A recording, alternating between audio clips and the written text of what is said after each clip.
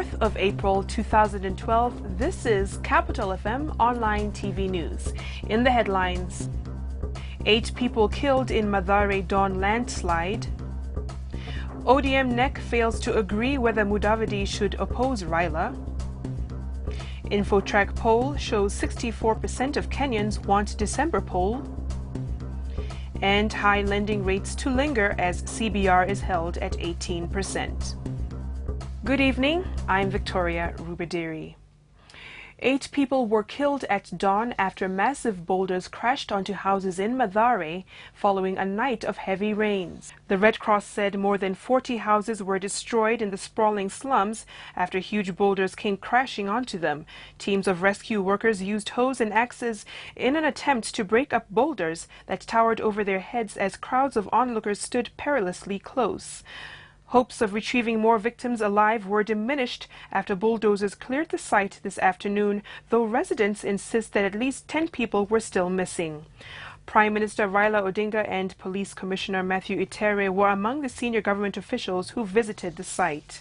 8 victims are receiving treatment at the Kenyatta National Hospital. KNH Corporate Affairs Manager Simon Idai says among the casualties were a 3-year-old boy and a 5-year-old girl. The ODM National Executive Council has once again failed to agree on the mode of nominations it will use to select the flag bearer for the presidential seat. The meeting instead resolved to have the party's legal committee look into the nomination rules.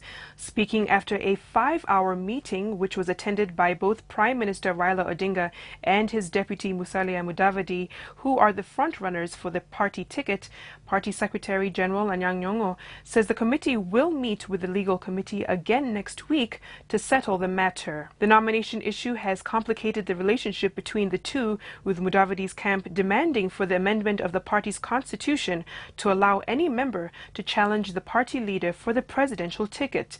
Nyong'o said the party will also seek to harmonize all nominations rules for all the elective positions, from that of the presidential, governor, senator, MP, woman representative and county representative. Nyong'o further said that the party will on Thursday be submitting their party membership list to the Registrar of Political Parties in a bid to comply with the Political Parties Act. As you know, the National Independent Electoral and Boundaries Commission itself has been having problems, just trying to find out how this election will be carried out.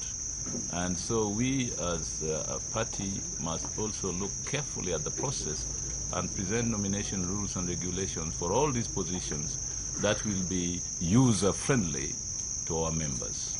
Most Kenyans prefer the next general elections to be held in December, according to a new poll by the Infotrack research company.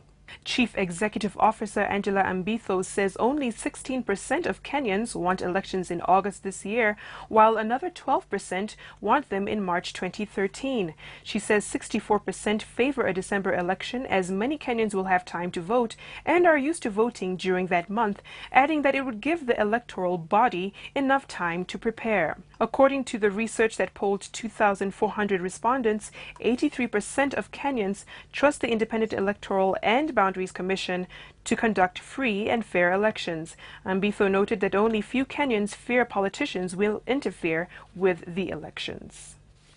The Central Bank of Kenya has retained its indicative lending rate at 18% in its latest market review, marking the 4th time it has been held constant.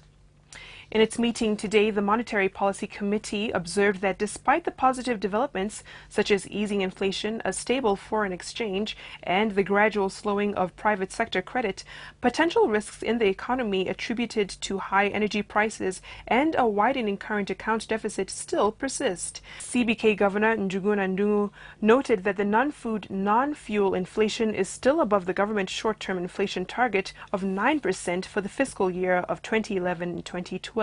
However, the committee hoped that holding the central bank rate at 18% would ensure that inflation continues to decline towards the single-digit levels.